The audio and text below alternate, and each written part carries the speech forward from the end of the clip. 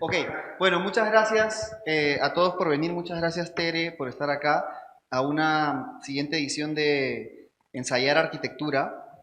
Quería solamente recordarles que este evento, Ensayar Arquitectura, es una continuación de los Jueves Culturales dirigidos originalmente por la Dirección de Estudios, por José Luis Villanueva, y que queremos mantener como un evento que construya un espacio para una presentación de ideas, tesis, procesos de diseño o exploraciones teóricas que aún están en construcción y que lejos de ser una exposición tradicional de trabajos concluidos o de proyectos realizados, cada uno de esos encuentros, nuestra idea es que se proponga como un espacio de diálogo horizontal, de retroalimentación abierta y construcción colectiva de conocimiento. Por eso al final es un ensayo, ¿no? Esto que va a hacer Tere hoy con nosotros es un ensayo.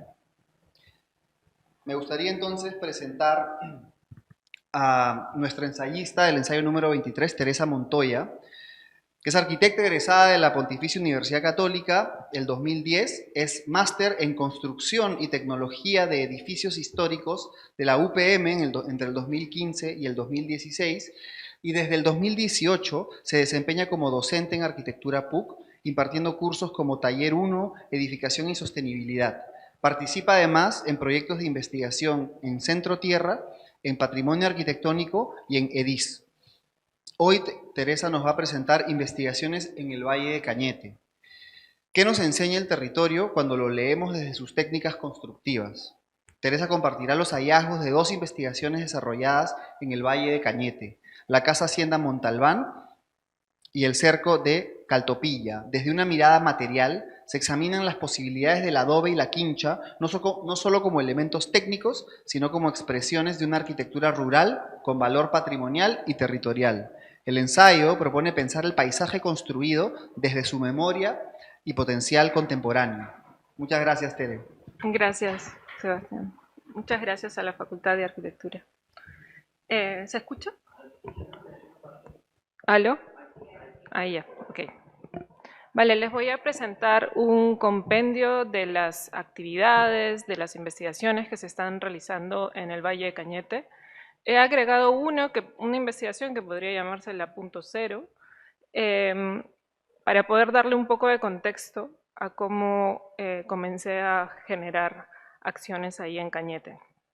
Esta imagen muestra este espacio que tengo junto con mi familia, donde cosechamos uva y también hemos comenzado a explorar con el tema de materiales. Em, Vamos a mostrar investigaciones tanto en San Vicente de Cañete, que sería el Valle Bajo de Cañete, en Caltopilla, que sería el inicio del Valle Medio, y en Catapaya, que ya sería como el límite del Valle Medio con el Valle Alto. En el afiche han colocado todo el Valle de Cañete, pero ahorita vamos a ver que todavía nos faltaría seguir subiendo para seguir investigando en las partes altas.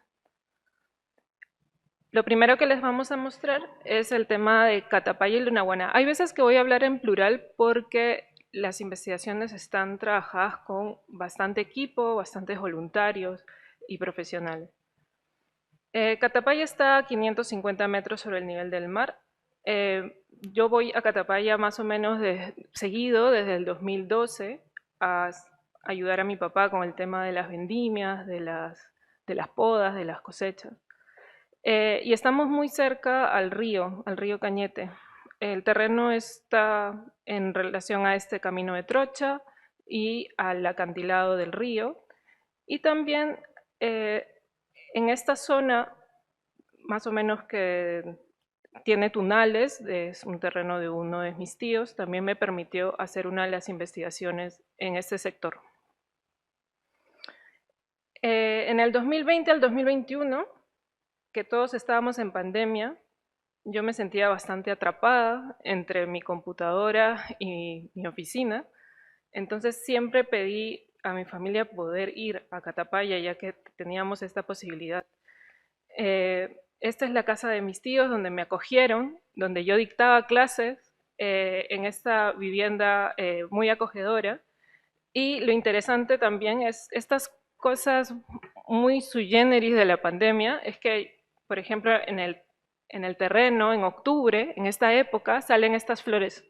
Todo el terreno está seco, las parras también están secas y salen estas florecillas, y lo interesante es que yo prácticamente cuidaba exámenes parciales en la chacra a través del internet.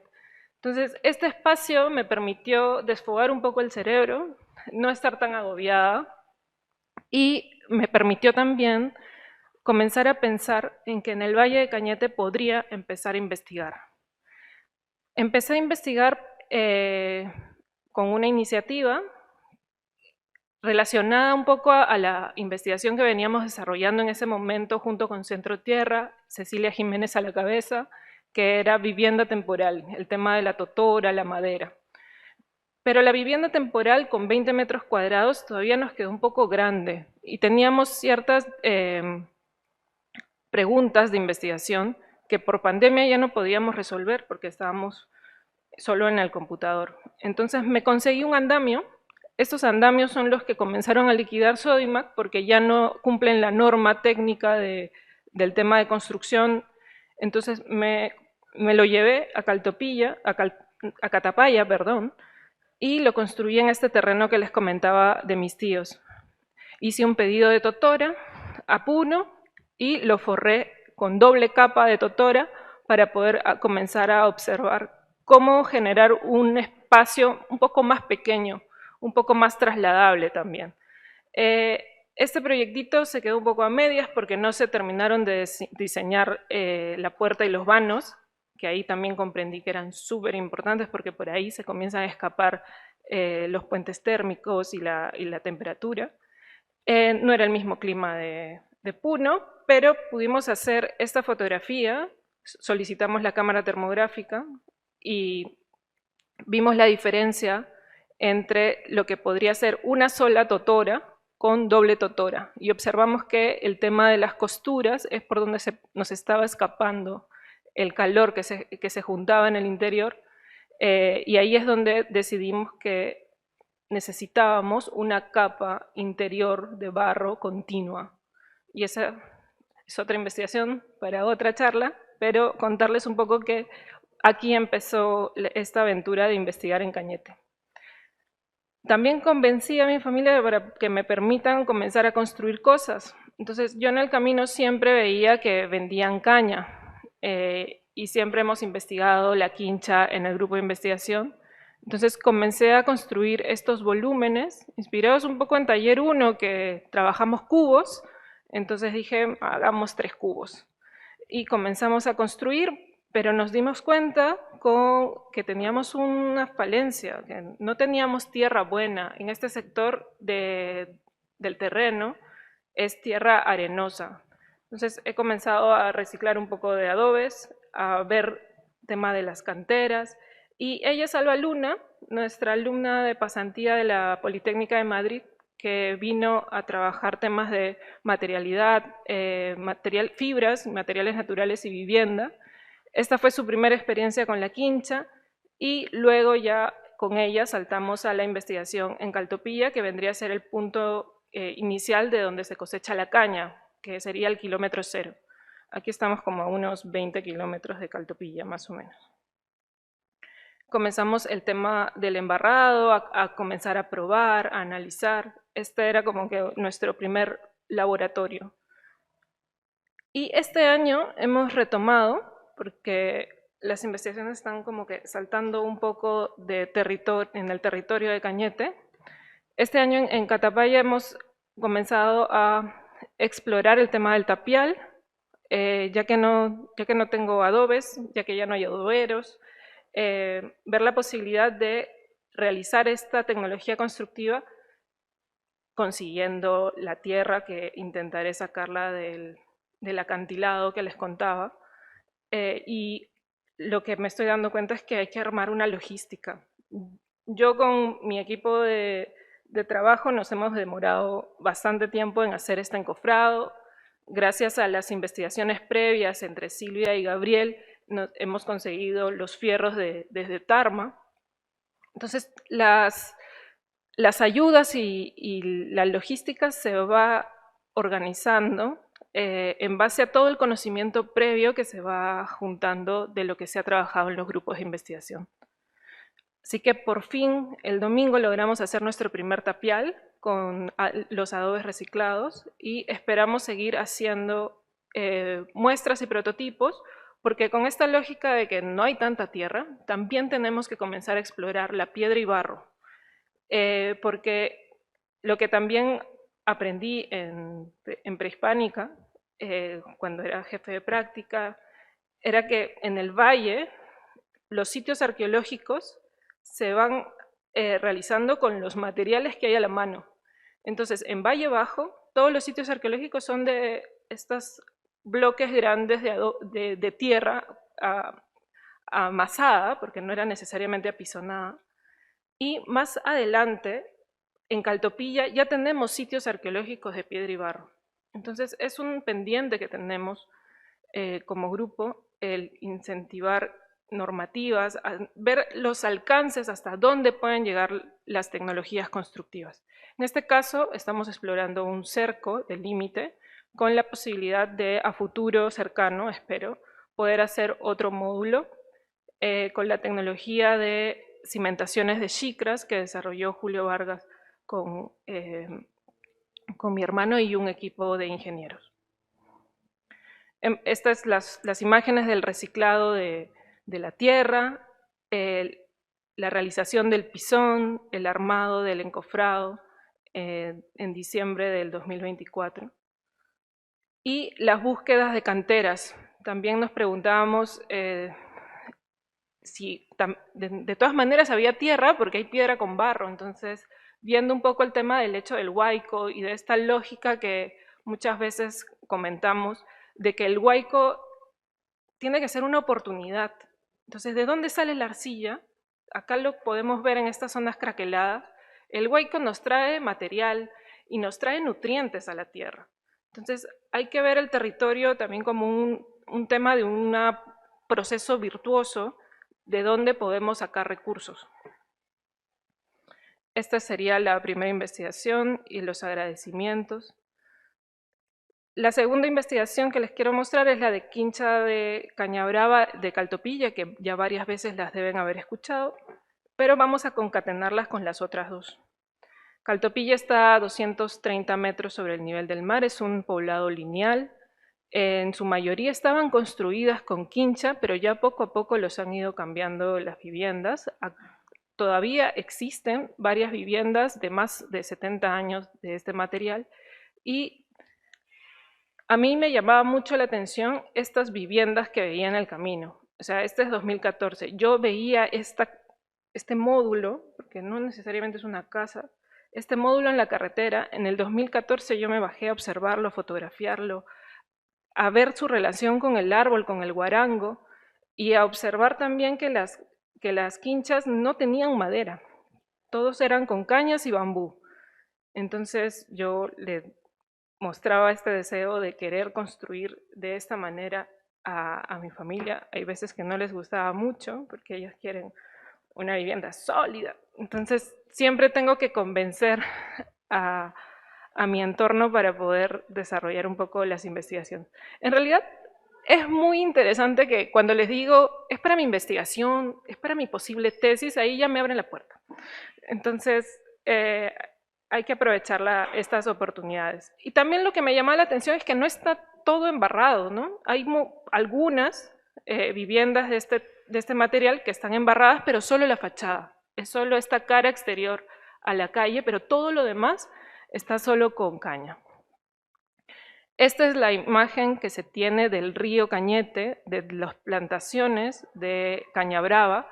Digo plantaciones porque crece de manera natural, pero esta frondosidad lo da que la gente que cultiva caña la organiza en el sentido de que hace canales para regarlo, para que sea más productivo. Saca el doble o el triple de caña a comparación de un territorio en el que no estuviera, por llamarlo de alguna manera, regado, nutrido. Estas son estas tiendas que comenzaron a aparecer más o menos después del 2020, porque antes en Caltopilla no se vendía caña. Todas las veces que yo pasaba, no vendían caña en Imperial. Y ya a partir del 2020 se comenzaron a animar a poner las tiendas y a comprar, para poder comprar. Los cubos de quincha yo ya compré en Caltopilla, me hice de un proveedor y este proveedor, Damián Castro, junto con Freddy, también fueron parte muy importante de la investigación porque nos comenzaron a dar muchos datos de cómo se organizaba. La venta se hace con cañas de primera, segunda, tercera, cuarta, quinta. Hay una caña extra y una caña cabo. Estos son las cañas. La que no podíamos cargar y la tuvimos que poner sobre el muro es la caña extra. Tiene más o menos 8 metros de largo útil. Junto con el sacuara, más o menos mide 12 metros. Es bastante larga, robusta. Luego tenemos la caña de primera, segunda, tercera, cuarta, quinta. Esta vendría a ser el carrizo y este es el cabo, que vendría a ser una caña gorda, pero que se quedó chatita, no pudo ser ni extra ni primera. Entonces tiene una cualidad diferente. Y lo que vemos aquí muy esbelto es el sacuara, que sirve para hacer cometas, que sirve para hacer decoraciones cuando tiene la pluma, ¿no? Este material es súper interesante porque también es bastante esponjoso, que podría tener más posibilidades. Como podemos ver en los paquetes normalmente valen lo mismo, oscilan entre 18, 20, 22, dependiendo la época, el precio. Pero, por ejemplo, en el paquete de la caña de quinta, vemos que parece que hay más material, porque hay como 60 cañitas, pero en la dimensión y en la cualidad de los materiales, pues va cambiando. Pero no quiere decir que la extra sea la mejor, todo depende de para qué se use. Esta es una de las viviendas que nos llamó mucho la atención porque estaba bastante cuidada. Nos llamó también la atención el tema de las ventanas. No es necesario hacer un agujero, como lo conocemos, el vano, en estas localidades. Lo que se deja de hacer es dejar de enlucir un sector y permite que pase el viento y no estás recortando la estructura, ¿no? Estos son los talleres que se hicieron en la fase 3 con los niños. Lo primero fue el tema del reconocimiento, el estudio de la zona en el 2022. Luego los talleres de intercambio constructivo, en el que comenzamos nosotros a construir sin la ayuda de muchas personas del poblado. En algún momento decíamos, ya empezamos a construir y va a venir un montón de gente, y en realidad no tanto. Y seguíamos nosotros construyendo, y cuando comenzaron a ver, no puse esa fotografía, perdón, pero comenzaron a ver que nosotros clavábamos las columnas y hasta cierto punto, como solamente las estábamos presentando, entonces estaban así todas chuecas. Entonces gente se comenzó a acercar diciendo, te tengo que enseñar porque ustedes lo están poniendo todo chueco. Y nosotros, no fue intencional, pero llegaron la gente a explicarnos cómo hacerlo. Nos comenzaron a contar cómo funcionaba el tema de clavar las columnas, de que las columnas se hacían con caña extra o caña primera, y también se utilizaban las cañas cabo, porque de caña extra o primera tenías que cortarlas a la mitad para poder hacer las columnas. En cambio con las cabo, ya que se quedaban chiquitas, ya eran prácticamente del tamaño necesario. En los travesaños, se coloca cañas de segunda, y para poder tejer se colocan cañas de tercera o de cuarta, porque si colocas una caña muy gruesa, cuando comienzas a tejer se te rompe todo. Y esa es la anécdota que siempre contamos, de que en el 2004, que nos fuimos con Stephanie Hill a Yauca, que hicimos un taller de quincha, nos preguntaron, ¿no?, ¿qué caña compramos? Y nosotros, compremos la mejor. Nos compraron caña de primera, que en ese momento nosotras no sabíamos cómo funcionaba, y cuando fuimos al taller parábamos rompiendo todas las cañas, ¿no? Y aquí en este lugar donde prácticamente es donde se organizan las cañas, por fin comprendimos qué cosa se referían con primera, segunda, tercera y cuarta. Entonces, el tema de las cañas está muy ligado a todos nuestros territorios, tanto de Cañete, de Chincha, hasta Arequipa, construyen de esta manera pero se está perdiendo, porque esta categoría de construcción lo llamamos quincha rústica. Entonces, por eso yo he dejado de llamarlo de esa manera y le he comenzado a llamar quincha de caña brava, para darle un potencial, porque en estos sectores no hay madera. Entonces, tiene un potencial el poder construir con materiales que hay en la zona y completar la estructura completa. Lo del barro es otro tema en realidad. Nosotros, para poder embarrar, reciclamos adobes. Nos regalaron adobes los pobladores, nos regalaron hasta tortas de barro que habían desmontado de algunos ambientes porque estaban remodelando. Entonces nos decían, ¿quieres tierra dulce? Le llamaban. Tierra dulce. Y es como, sí, porque acá es pura tierra salada, ¿no? Entonces, esta tierra es la que utilizamos nosotros para poder enlucir. No enlucimos todo, con los niños enlucimos las mochetas, para poder darles una singularidad, para poder explorar, además que tampoco teníamos la cantidad de tierra que hubiera requerido el cerco, que lo empezamos queriendo hacer 1 metro. Primero queríamos reparar una quincha, porque queríamos ver, nuestra pregunta de investigación era el tema de la adherencia del barro con la caña. De ahí nos enteramos que no había barro. Y queríamos hacer una reparación de una quincha, y cuando fuimos al colegio lo habían derrumbado. Entonces era como que, ¿y ahora qué hacemos? Y el profesor nos dijo, no nos quieren ayudar a acercar la cancha porque había un problema, una dificultad aquí con el canal, porque los organizadores del agua no dejaban que hagan nada ahí. Entonces el profesor comentó, tengo una cancha deportiva y tengo unos niños que vienen a jugar, porque hay niños muy pequeñitos, desde la cuna jardín hasta todos los niños de primaria. Entonces me dijo, de repente me pueden ayudar, estos 3 metros que ustedes quieren hacer de quincha, podían empezarlo a hacer en ese límite y nosotros ya continuamos como podamos. Cuando empezamos con los 3 metros, nos comenzaron a llegar donaciones de los mismos productores de caña, nos iban regalando paquetes, iba llegando población que había vivido en Caltopilla y nos dejaba un monto de dinero y nos ayudaba un poco a seguir avanzando. Estos 30 metros de cerco de quincha lo hicimos en 2 tandas. Empezamos en enero del 2023. Junto con Alba hicimos el primer taller. Ella ya luego regresó a Madrid para poder culminar su tesis de grado. Ella es Alba. Y lo interesante es que su presentación de tesis de grado salió con sobresaliente. Entonces me causó mucho orgullo. Y junto con los voluntarios culminamos el cerco, pero nos quedábamos con un sinsabor en el hecho de que nosotros habíamos construido el cerco en el colegio en el verano, donde no habían niños, nosotros nunca habíamos visto a los niños.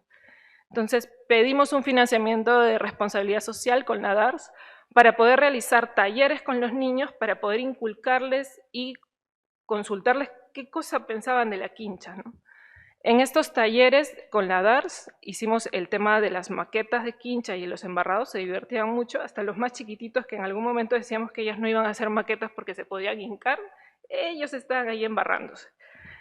También hicimos unas búsquedas con el tema de qué cosa más realizaban con la caña brava y encontramos que habían maestros artesanos de canastas. Entonces era un tema artesanal que nos interesaba impulsar. Entonces fuimos con los niños a que don Martín les haga un taller para que les muestre cómo realizaban las canastas. Yo le hice un pedido especial al señor Martín, le pedí que me haga la canasta más grande que pueda. No puse la foto, perdonen. La voy a mostrar, se las mando en otro momento, pero en algún momento yo quería prácticamente tener una casa canasta. Pero me hizo una canasta que más o menos era de este tamaño. Y yo le digo, ¿pues no me la puede hacer más grande? Me dicen, no. Porque como pueden ver en la fotografía, la relación de la canasta está en relación al cuerpo. Para poder tejer, tiene que tener tiene un radio de acción, sus brazos, sus piernas. Entonces, me logró hacer la canasta más grande que podía albergar su envergadura del cuerpo. Entonces, ya nos ven por el pueblo cargando la hipercanasta. Entonces, fue muy interesante. Y ha quedado como la canasta para poder hacer el reciclaje. Ahí los chicos botan las botellas, porque también les hemos inculcado el tema del compostaje, del reciclaje, porque aquí lastimosamente verán en este sector queman mucho, queman la basura, queman las latas, los plásticos, y se necesita programas integrales de reciclaje en todo el país, entre las escuelas, las casas, pero esa es otra investigación. Esta es como quedó el cerco cuando lo terminamos. Como pueden ver, las mochetas de varios colores, con lo que nos enseñó Silvia, podíamos colocarle ocres a la tierra. También hicimos varias exploraciones porque teníamos la masa de tierra junto con el ocre y perdíamos mucho ocre en realidad. Entonces lo que hicimos fue el primer embarrado y el segundo embarrado, que era más delgado, ya lo hicimos con tierra con color. También hicimos otras exploraciones de poner ocre de frente, pero no nos gustaba porque era un color muy chillón. Entonces hacíamos también algunas lechadas de tierra con el ocre y hacíamos como unas especies de pintura. Tuvimos un segundo financiamiento que era para poder investigar ciertas problemáticas que habían nacido de lo que habíamos encontrado. El tema, por ejemplo, de los insectos que había en las cañas. Aquí con los niños estamos explorando estos insectos con lupas, con microscopios de mano, los portátiles. Eso lo llamamos a SENASA para que por favor les brinden alguna solución. Entiendo que no han podido generar solución absoluta, pero el clima esperemos que se equilibre porque estaban generándose estas llegadas de insectos nuevos por el tema del cambio climático.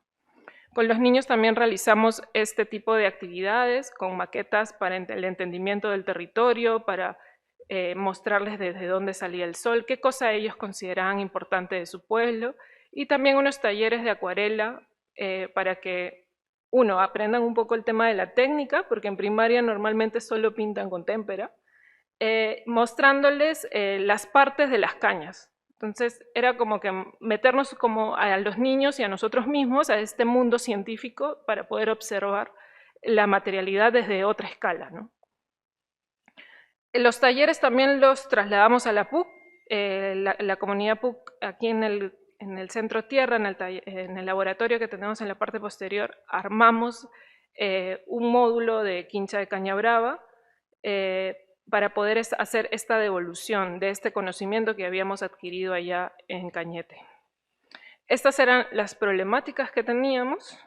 Posterior, más o menos un año después de que se construyó el muro de quincha, hemos solucionado el primero con los fierros con óxidos. Les hemos hecho unos tratamientos a los fierros, porque si estos fierros se terminan de carcomer, prácticamente toda la estructura se cae.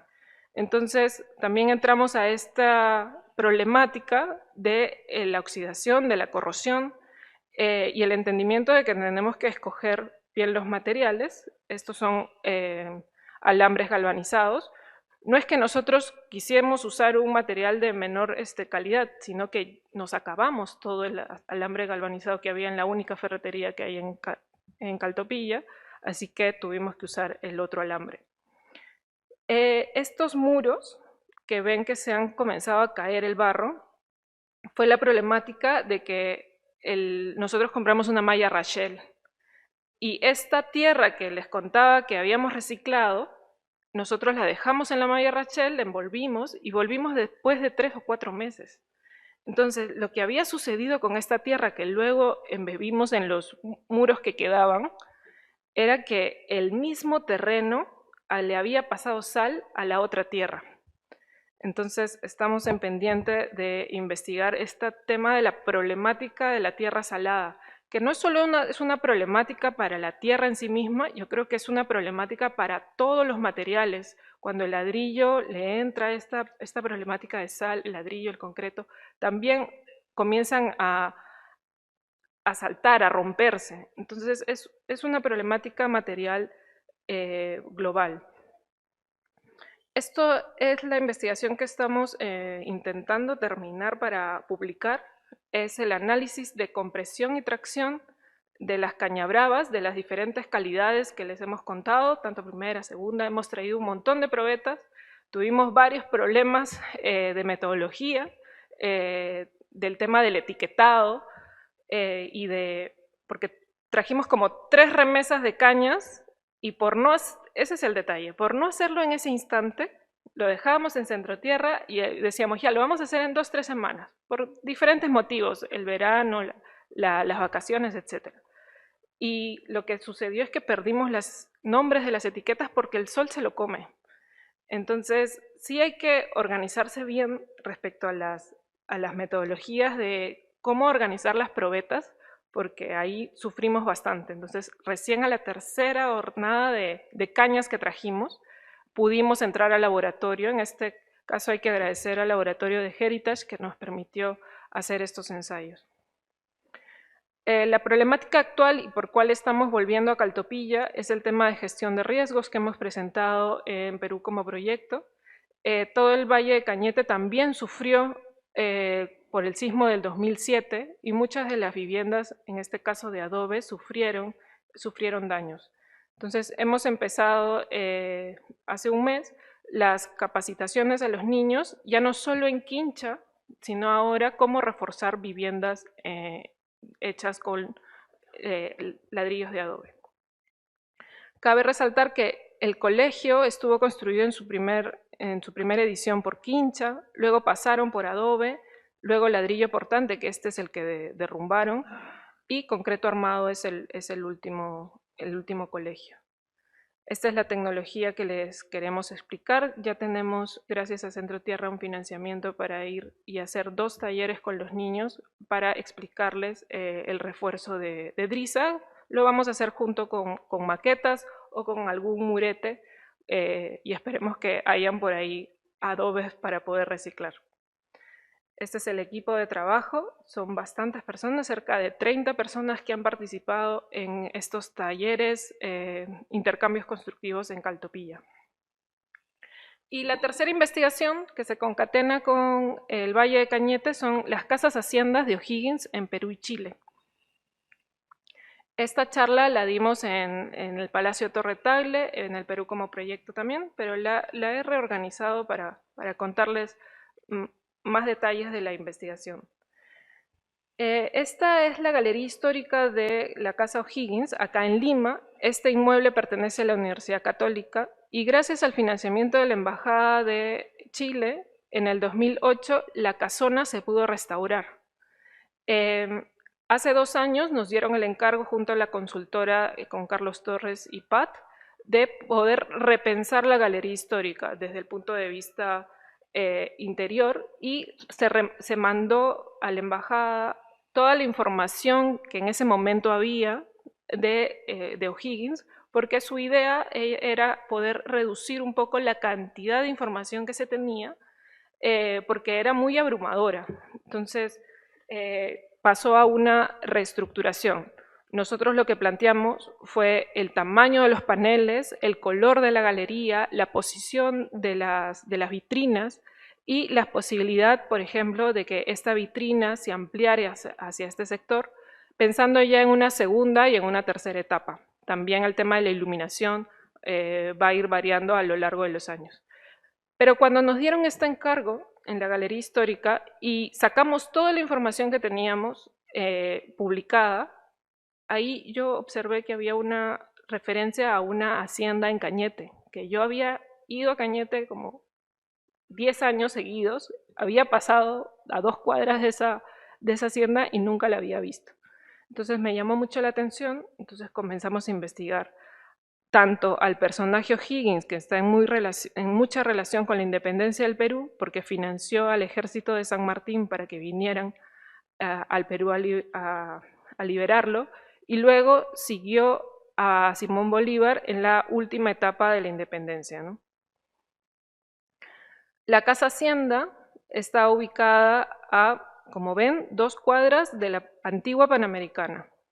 Esta es la huella de la Casa Hacienda, este es lo que vendría a ser la plaza, la desmotadora en su último momento, pero también servía como para procesar caña en la época de O'Higgins, y esta L de aquí serían las casas de los esclavos.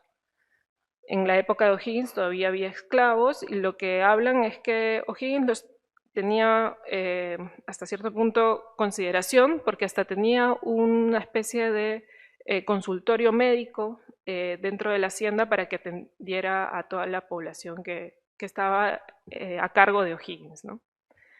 Este es el territorio de Cañete, de las haciendas del Valle Bajo. Esta es la forma de la hacienda Montalbán. Como pueden ver, tiene una relación con el mar también. Y lo que podemos ver es la diferencia, la diferencia entre la foto histórica del año 70 con la actual. Esta es la cancha deportiva y vemos cómo ha aumentado la huella urbana y también su cercanía con la plaza de armas de San Vicente de Cañete, que vendría a ser la capital del departamento de Cañete, no, de la provincia de Cañete, perdón.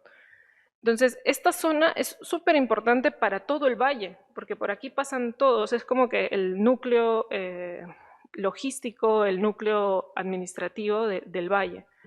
En este sector también tenemos los terminales terrestres y por esa razón que ha crecido tanto este sector, no se logra observar tanto la Casa Hacienda. Esta Casa Hacienda necesita ponerse en valor. Hemos ya entablado una relación muy cordial y de mutuo acuerdo de trabajo con la administración actual, que es una empresa agrícola llamada Tercer Mundo, que se formó luego de la reforma agraria. Entonces tiene como 100 socios. En esta hacienda, en esta casa hacienda, todavía viven algunas familias en la parte posterior. Por eso es que no hemos terminado de hacer los levantamientos de todos los ambientes de la casa hacienda. La hacienda está sobrelevada, tiene 2 rampas laterales y este es el sector que nosotros consideramos que es el más antiguo y en el que pudo haber vivido O'Higgins y donde queremos comenzar a hacer las primeras investigaciones intentando implementar la metodología del HBIM, del BIM Heritage, para comenzar a implementar lo que le enseñamos a los alumnos en el curso de Edificación y Sostenibilidad 3 y entrelazarlo con lo que trabajamos con el grupo de investigación. También podemos observar que en el techo hay dispositivos singulares, ya no solo teatinas, sino tenemos estas especies de lóbulos interesantes, pero nos causa mucha extrañeza que en la parte baja es un ambiente chiquitito. Entonces todavía nos falta descifrar bien cómo funcionan los ambientes interiores de la hacienda. Esta es la imagen lateral de la hacienda, también tiene un recorrido, y este es el sector que les comento que todavía está habitado. Y es muy probable, por la configuración que tiene ahorita la forma de la hacienda, es que estos sean añadidos posteriores, ¿no? Esta es la foto posterior de la casona, y se nota que no tiene la calidad arquitectónica de la fachada principal, ¿no? Este es el patio lateral, que por la materialidad, la hipótesis que consideramos es que este sector fue una ampliación realizada por su hijo, por Demetrio O'Higgins, porque las columnas de la fachada principal son de madera, y es la galería, y es una organización de un paralelepípedo junto con la galería, y este jardín, que es muy interesante, muy peculiar, pero que no sigue un patrón inicial simple y concreto, ¿no? Este es el estado en el que podemos encontrar algunos ambientes de la casa hacienda y también requerimos llevar los conocimientos, o sea, esta investigación está alojada en patrimonio arquitectónico, pero los conocimientos que tenemos de centro tierra para poder reforzar muros de adobe también tenemos que llevarlos para que lo conozcan la población y para que se vea la posibilidad de poder reforzar esta hacienda y que no se siga deteriorando. Tenemos techos colapsados, tanto por falta de mantenimiento como por el sismo que hubo en el 2007. También hemos hecho estos levantamientos con las tablets de la facultad, que le podemos instalar el programa Polycam, y eso es gracias a que esa tecnología la compró Apple. porque en todas las demás tablets no existe el sensor LIDAR. Entonces, nosotros solicitamos las tablets y podemos ir a hacer los levantamientos.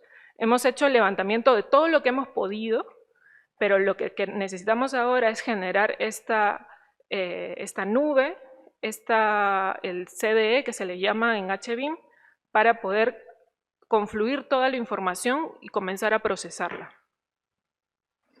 Este es un experimento que hicimos junto con Martín Visser. Ahí estamos un poco más relacionados con el grupo de edificación y sostenibilidad que él lidera. Hicimos los análisis térmicos de uno de los ambientes, de 3 de los ambientes, perdón, y colocamos la estación total en el techo. Comenzamos también a observar el deterioro que hay en esta zona, las tortas de barro, pero mal que bien ahí estábamos instalando los aparatos. Martín siempre nos recomienda caminen por la cabecera del muro, porque como habrán visto, los techos están bastante deteriorados, y dejamos jobos por una semana.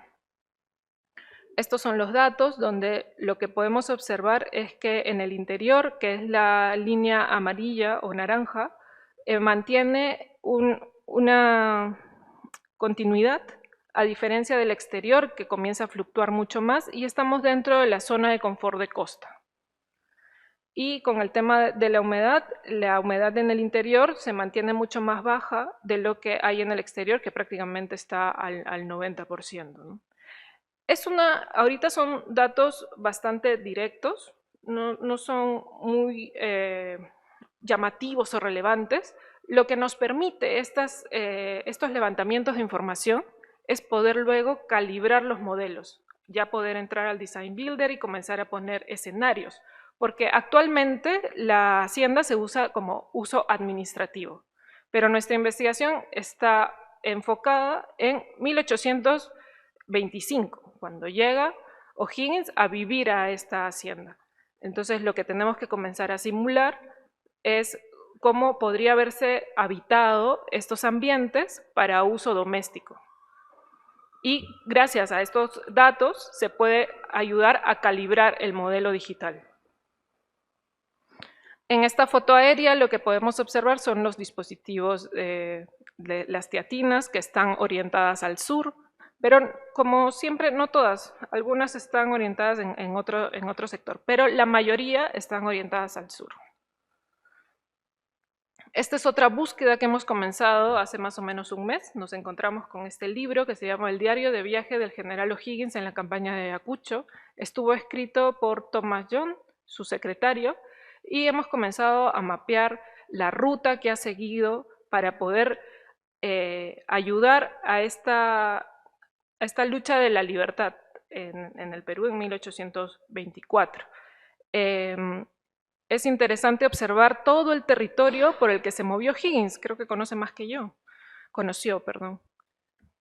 Y nos llama mucho la atención porque teníamos una pregunta de investigación, es en qué momento llegan a la hacienda. Y lo interesante es ver que en algún momento John Thomas y O'Higgins se separan, él se queda con Bolívar y se van a Pativilca, hasta donde tengo entendido. Esa parte ya con los historiadores tenemos que seguir definiéndola.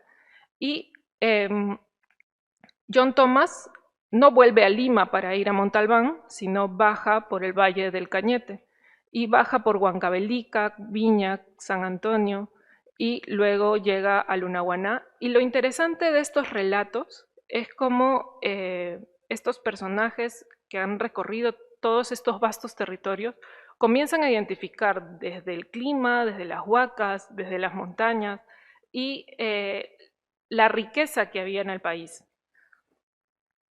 Otra cosa interesante que habíamos rescatado de las lecturas es que O'Higgins ya cuando deja la parte militar, por llamarlo de alguna manera, se evoca al tema agrícola, y él tenía una rutina, trabajaba en el campo junto con sus trabajadores durante todo el día, en las tardes escribía, y a las 5 de la tarde le gustaba ir a la huaca para poder ver el sunset.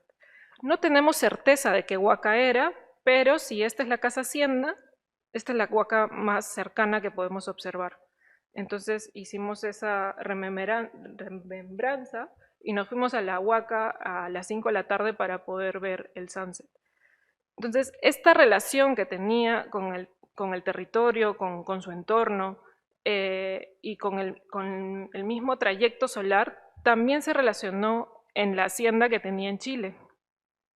Pero, bueno, el Perú no solo le cedió la hacienda Montalbán, porque esto es una cesión que le da el Congreso, porque San Martín se lo solicita, y el Congreso le otorga a O'Higgins, en agradecimiento a que haya mandado a las tropas chilenas para ayudar a la independencia, le entregan la hacienda Montalbán y le entregan la hacienda Cuiba. La hacienda Montalbán, como les comenté, está en relación al Océano Pacífico, y la hacienda Cuiba está en relación al río Cañete. Y también acá es un punto importante que esta es la zona de Ungará, que tiene un gran sitio arqueológico, porque es el control del agua del Valle de Cañete al Valle Bajo. Entonces, este es el sitio arqueológico, que es impresionante, y todo este es que comienza la amplitud del Valle Bajo del Valle de Cañete. Lastimosamente, la hacienda Cuiba está en este estado. Esta es una fotografía que hemos encontrado en un libro de lo que podría haber sido la casa hacienda, y cuando hemos llegado a Cuiba solo reconocemos algunos postes y ya lo que podría ser parte de la hacienda ya está bastante desconfigurada, ¿no? Solamente queda esta puerta y, como ven, algunos de los vanos de las carpinterías han sido reemplazadas por vidrio espejo, y en la parte posterior hemos encontrado ventanas tiradas. Entonces, el patrimonio histórico agrícola se está perdiendo en el país.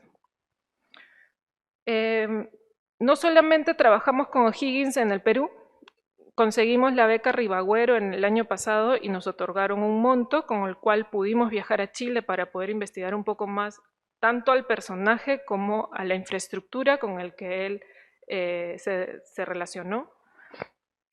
Entonces, Cañete está más o menos a 140 kilómetros en relación a Lima. Y allá en Chile, Santiago está más o menos a 470 kilómetros de lo que sería Canteras, la hacienda que él tenía en Chile. Esta hacienda fue una herencia que le dejó su papá, que fue el virrey del Perú. Y en realidad es un tema peculiar, el tema familiar, ¿no? Entonces está Demetrio O'Higgins, su hijo, Bernardo O'Higgins, y Ambrosio O'Higgins, que vendría a ser su padre. Hicimos actividades en Chile, presentamos los avances de nuestra investigación y también fuimos a recorrer la arquitectura emblemática que estaba en relación a Bernardo O'Higgins. Esta es la casa donde él vivía en Santiago, junto a la mamá de su hijo.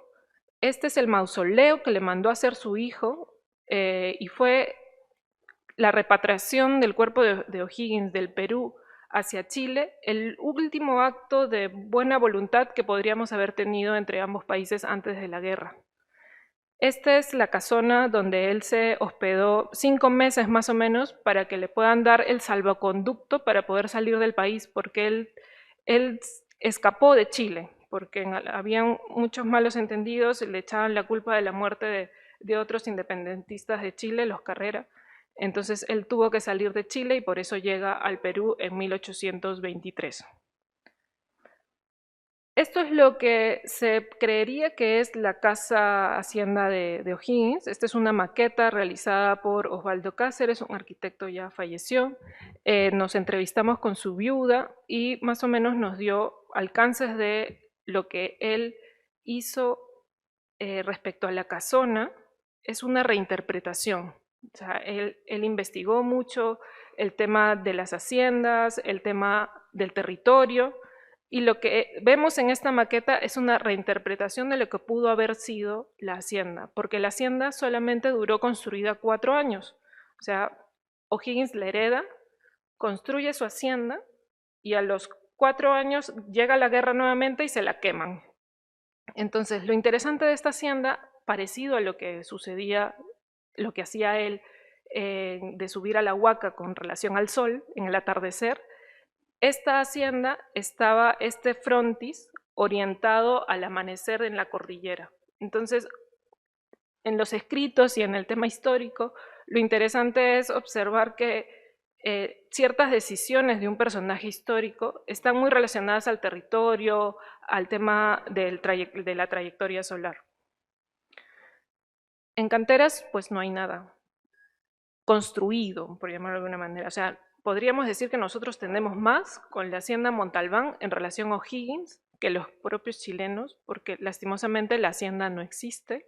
Lo que se tiene es un castaño que se cree que lo plantó O'Higgins y tienen el monumento y actualmente, este es en el lote 1, que la organización ojiniana, que hay un montón de organizaciones ojinianas en varias zonas de Chile y también hay la organización ojiniana acá en Perú, ellos compraron este lote para poder reconstruir esa casa interpretativa que hizo el arquitecto Osvaldo. Entonces están detrás de que les den un financiamiento, que imagino que debe ser enorme, para poder construir esta hipótesis de casa hacienda.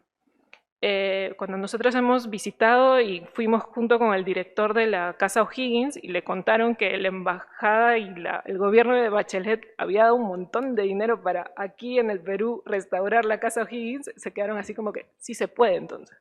Entonces hemos entablado ese tipo de vínculo, relación, de búsqueda de información, pero también ellos han encontrado una manera de comenzar también a nuevamente solicitar fondos para construir esta reconstrucción hipotética, ¿no? En el lote 2, la empresa araucana de bosques, de pinos, lo que está realizando es como una plaza conmemorativa, porque ahorita lo vemos un poco desolado, pero sí hacen ceremonias muy multitudinarias en las épocas, por ejemplo, en el cumpleaños de Bernardo Higgins, en el momento en que llega Bernardo Higgins, o sea, hay mucha relación cultural en relación al personaje histórico. Nosotros hemos hecho maquetas territoriales para poder comparar actualmente cómo están organizadas los ámbitos territoriales. Tenemos el centro de Lima, tenemos Cañete, tenemos 3 maquetas de Cañete porque tenemos las 2 haciendas. Entre las 2 haciendas, es peculiar, las 2 haciendas están separadas y en la hacienda del medio estaba la hacienda Unanue, con Hipólito Unanue, que Bernardo Higgins tenía muy buena relación. En realidad, sin querer queriendo, me estoy enterando de un montón de cosas históricas, porque muchas decisiones políticas también se tomaban aquí en Cañete. O sea, uno creería que en Lima se tomaban muchas decisiones, pero las haciendas eran un lugar muy importante para esta toma de decisiones. Esta primera maqueta vendría a ser la de canteras actualmente, porque el territorio en la época en que había la hacienda de O'Higgins era ganadero. Significaba que había grandes pastizales, a diferencia de lo que hay ahora, que hay grandes bosques de pinos, ¿no? Esta es la maqueta que le hemos entregado a la administración de la Casa Hacienda. Nos solicitaron una maqueta donde se pueda ver tanto la Casa Hacienda como el entorno. Tienen este bosque de lúcumas y lo peculiar es que dentro de todo lo que hay en la hacienda encontramos una mesa de dibujo. Entonces la rescatamos para que sea nuestra base para la maqueta.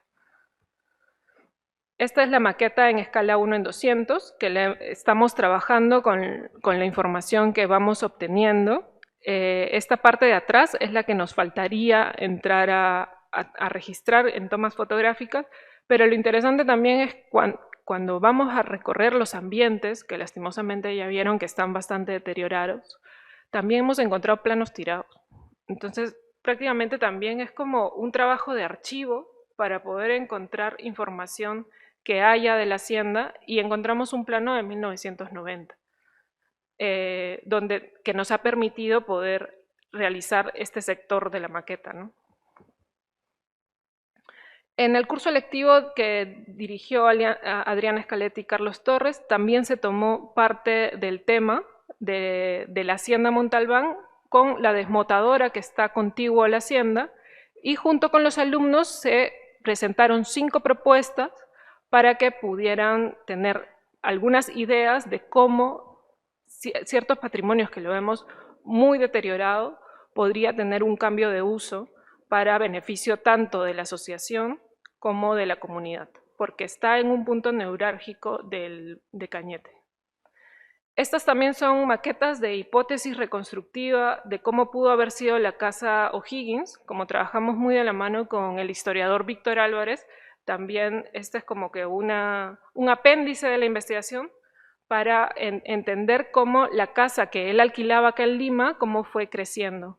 Hemos encontrado también una tesis de grado en la Universidad Ricardo Palma, que todavía tenemos que desmenuzar para poder hacer las maquetas de las hipótesis reconstructivas.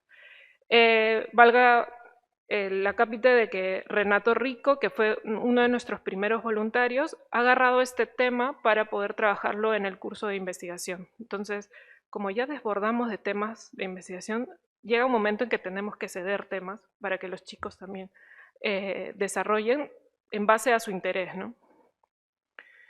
Este es uno de los ambientes de la Galería Histórica de O'Higgins, que quedó un sector todavía por desarrollar, porque lastimosamente la parte de las haciendas, en esta depuración de información que se tuvo, la quitaron. Y yo me quedé muy, en realidad, un poco dolida de que hayan quitado la parte del Valle Cañete, pero siempre queda esta parte de la Galería Histórica para cuando logremos terminar cierta parte de la investigación, podamos hacer una curaduría para este sector y poder mostrar tanto las maquetas como las hipótesis reconstructivas que vamos a realizar.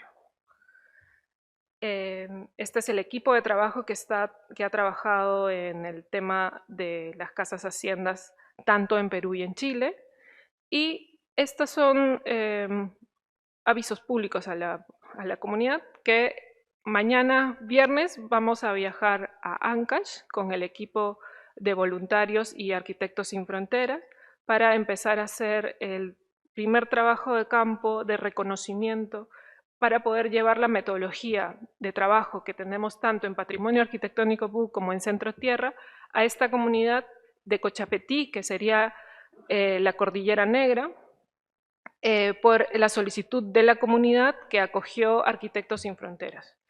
Y también en el próximo mes, imagino que haremos una charla de la entrega de la maqueta conmemorativa de los bomberos que ellos realizaban, ya lastimosamente ya no la hacen, con escaleras en los momentos cúspides de fines de 1800.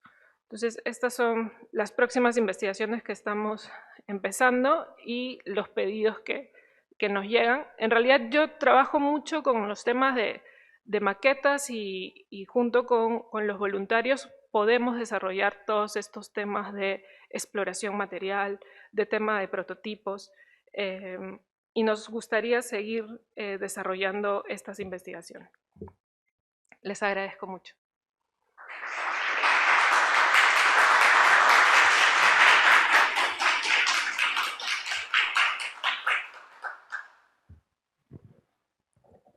Muchas gracias, Teresa, por compartir con nosotros Me ha parecido bien interesante cómo investigaciones en el Valle de Cañete y luego terminas en Chile, donde había otro Cañete por ahí. Sí. Pero quisiera abrir un poco el micro si es que alguien tiene alguna pregunta, alguna inquietud, algún comentario para hacer a Teresa.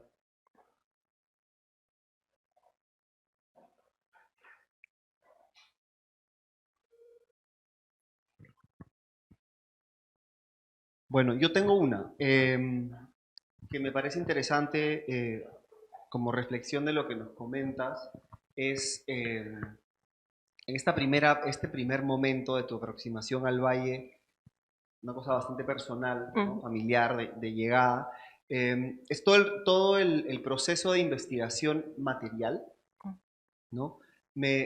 Quería preguntarte como en los pasos siguientes, o si te imaginas unos pasos siguientes, que puedan ir como más allá de la recuperación únicamente de una tecnología que, como dices, se está perdiendo, sino más bien desde Centro Tierra o tú personalmente, ¿qué, como de qué oportunidades de contemporanización o de transformación o de producción y proyección en el diseño eh, intuyes que que pueden tener este tipo de materiales o sistemas constructivos?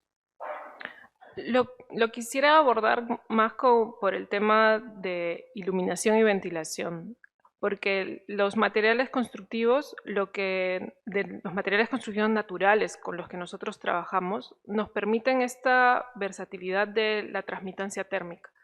Eh, y tiene que ver mucho con el espesor. Los muros de adobe captan el calor y lo llevan al interior en las noches.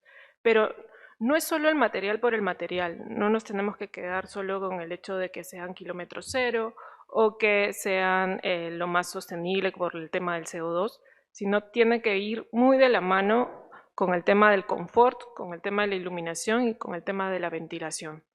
Entonces, los pasos siguientes para mis investigaciones sería incorporar esos factores, porque ya como lo hemos visto en taller uno, lo que hemos estado explorando con los colegas, es que la luz es como un material que nosotros no estamos tan al tanto, ¿no? O sea, siempre nos concentramos en lo que podemos tocar, pero la iluminación y la luz es como que esa energía y lo que en realidad hace que la arquitectura se pueda sentir y que se pueda habitar, ¿no? Por ahí.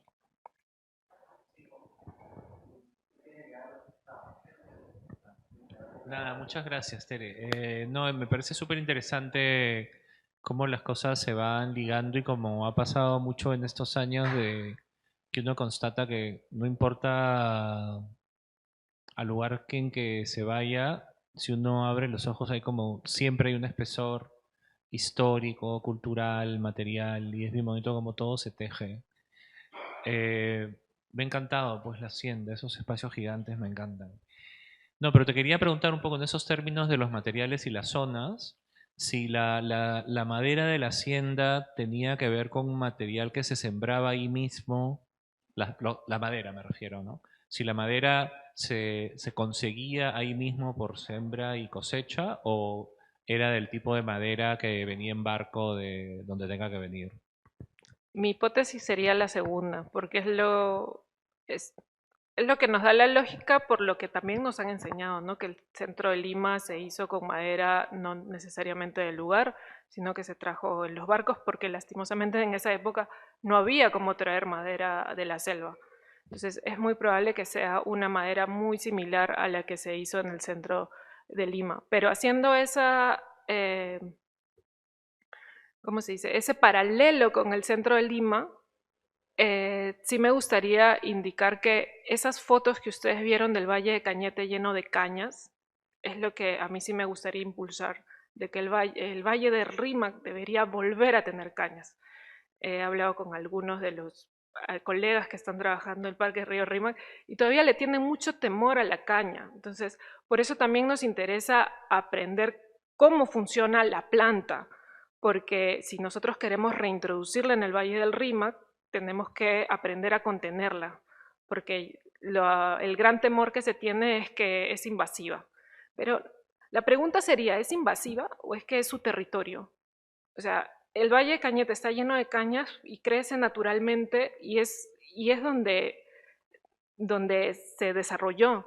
O sea, ¿por qué en el Valle del Rímac deberíamos considerarla como algo negativo y poner otro tipo de plantas que no sé si corresponden o no? En realidad entra un debate existencial.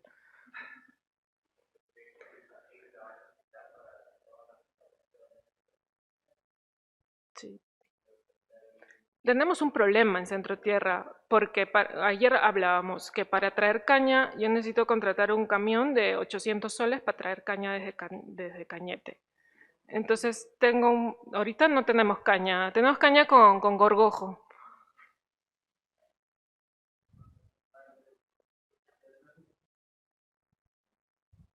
Sí. Pero eso también es parte del sistema, ¿no? Este material vuelve a la naturaleza. O sea, y yo estaba preocupada por mis cubos de quincha, pero los gorgojos ya dejaron de... ¿Saben por qué han dejado de comer? Porque también las arañas ayudan. Entonces, se forma, o sea, el gorgojo entra y yo que vuelvo ahorita ya estoy volviendo más seguido, pero antes volvía cada 2 meses, 3 meses, y comenzaba a observar mis quinchas y decía, ahorita se caen, ya están todos con gorgojo, con gusano, etc. Pero ya dejaron de comérsela porque apareció la telaraña y la telaraña atrapa a los gorgojos. Entonces es como, llega un momento en que se equilibran las cosas. Necesito embarrar para que ya no siga deteriorándose. Hola, ¿se escucha? Sí, no, ya. Hola, Ya está.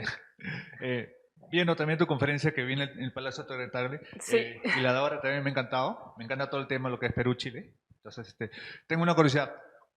¿Cuántos años te ha demorado poder hacer toda esta investigación y cuál ha sido el impedimento más grande que te has enfrentado para poder resolverlo, o si en el caso todavía no lo resuelves? Eso es uno. Y lo otro, cuando estuve en el Palacio Torre Tagle, entonces, en base a lo que yo percibí, estando adentro en el patio, era una tranquilidad que no encontró en ninguna otra casa o hacienda. A pesar que estábamos ahí ¿cómo se llama esta calle? Ucayali, creo que es, ¿no? Sí. A pesar que había la bulla y todo eso, creo que los espacios de segundo piso, o los primeros espacios, amortiguaban esa bulla. Pero estando en el patio, sentí esa tranquilidad que es bien difícil de construir. Pregunta, ¿esa tranquilidad también se percibe en la casa O'Higgins y en las haciendas? Eso quería saber. No sé si en la hacienda, de repente en algunos ambientes, porque como verás algunos están bastante deteriorados, pero sí hacen el esfuerzo de mantenerlo, pero no sé si son las mejores estrategias con las que los mantienen. De repente ahora van a ver el video, pero ellos para preservar la poca madera buena que les queda, le ponen petróleo. Y nosotros sabemos que en el centro de Lima ha sido muy perjudicial el tema de preservar madera con petróleo, porque ahora que tenemos un vínculo con los bomberos, ellos nos comentan que es muy difícil apagar una casa histórica que ha prácticamente absorbido combustible por muchos años. También a los bomberos se les hace bien complicado apagar fuego en un muro de quincha, porque el fuego comienza a avanzar por dentro y como está embarrado no encuentran el foco. Entonces ahora, miren, sin querer queriendo, estamos entrando a una alianza de gestión de riesgos con los bomberos que en realidad nunca me lo pudiera haber imaginado por este pedido de la maqueta que nos han solicitado. Pero es un gran rubro o ámbito que tenemos que abordar los arquitectos, porque el tema de evacuación, el tema de que los edificios tienen que ser seguros, también lo estuvimos viendo en responsabilidad social con las construcciones que hacemos con los alumnos en Puente Piedra. Tenemos que estar muy al tanto de la gestión de riesgos. Y la primera pregunta era, ¿mis dificultades? O sea, esto empezó prácticamente en el 2020, así como que me dije voy a investigar aquí, pero en Cañete estamos yendo desde el 2012, que vendría a ser prácticamente muy similar a la época en que comenzamos a investigar con Centro Tierra. Con Centro Tierra empezamos oficialmente en el 2013, pero como curso electivo 2011. Y sí, o sea, por eso me ha gustado mostrarles lo que se viene, porque son metodologías que traemos. Y algo que se me quedó mucho grabado también fue que Martín Visser nos decía, nos estamos yendo a Puno, al tema altoandino, etcétera, pero Lima también tiene altoandino. Nosotros, eso que les contaba que queremos seguir la ruta de Thomas y de O'Higgins, también es para poder, la excusa de acceder a Valle Alto. Y estuvimos a punto de ir a Viñac la semana pasada y el paro de pescadores nos ha frenado, pero con su legítimo pedido. Y ahora no pudimos ir ayer porque la carretera la están ampliando y lo están cerrando, pero es positivo que la amplíen, porque, por ejemplo, nosotros no hemos subido porque es una carretera de un solo carril que hasta donde me cuentan es muy peligrosa, que cuando dan la curva una llanta está volando. Entonces, sí, yo tengo que cuidar a mis voluntarios cuando me los llevo, entonces tengo que tener ahí esa podría ser que es una de las responsabilidades que yo siento. Cuando yo me llevo a mis alumnos a trabajar allá, tengo que ser muy consciente de dónde los llevo. Entonces, cuando entramos a la hacienda, las zonas deterioradas, entramos con casco, aunque Martín a veces me dice, acá en el techo no nos va a servir nada el casco si nos caemos, pero hay que pisar bien, etc. Entonces, hay que encontrar estrategias de cómo cuidarnos, porque no solamente es el hecho de, ya voy a investigar una casa deteriorada, ¿no? Lo mismo sentíamos nosotros con el curso lectivo cuando íbamos a observar viviendas. Por ejemplo, el Hotel Comercio, que hemos ido con muchos alumnos, tiene un sector bastante colapsado, mejor dicho, no es bastante, está colapsado. Entonces es como que ahí los chicos no entran, ¿no? Entonces es un tema de responsabilidad bastante fuerte. El del Hotel Comercio, hicimos los planos arquitectónicos con Patrimonio Arquitectónico. ProLima, junto con el grupo de investigación Heritage, están viendo del proyecto estructural. Y ahí también, no sé si es chisme, que me dejen contarlo, que están trabajando con BIM, ¿no? Con el HBIM. Y ya me quedé sorprendida de, ¿y por qué nos mandan a hacer los planos arquitectónicos en 2D? ¿No que del BIM, del modelo, salen los planos? En realidad el BIM todavía tiene sus frenos, sus problemáticas. No salen tan rápido como creemos las cosas. Entonces, es una apuesta que ha hecho el gobierno de mandarnos el tema BIM. El BIM patrimonio tiene que ir de la mano con, porque está muy relacionado al tema de mantenimiento, que vendría a ser la 7ª dimensión del BIM, para poder hacer que los edificios puedan tener, o sea, que los administradores de los edificios puedan tener control, puedan organizar, puedan tomar decisiones mucho más juiciosas, por llamarlo de alguna manera. Igual aquí en la universidad entiendo que también se está empezando a implementar el tema BIM y esperemos que el HBIM también llegue a los inmuebles PUC, que en algún momento ya podemos comenzar con las investigaciones a hacer nuestras primeras...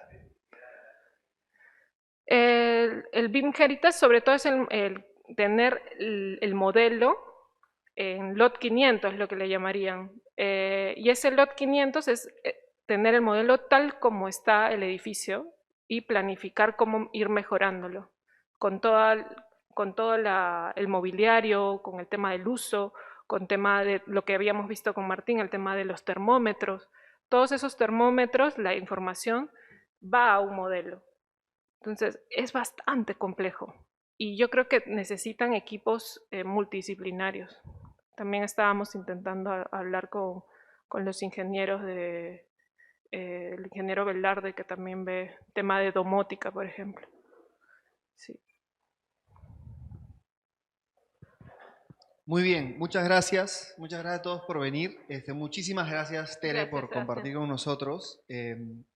Les quiero simplemente recordar que el 23 de octubre tenemos el ensayo número 24 con Manuel Fuji, profesor también de la universidad, que va a presentarnos, hablarnos sobre el vacío presente, o Ma, en la cultura japonesa. Muchas gracias. Gracias.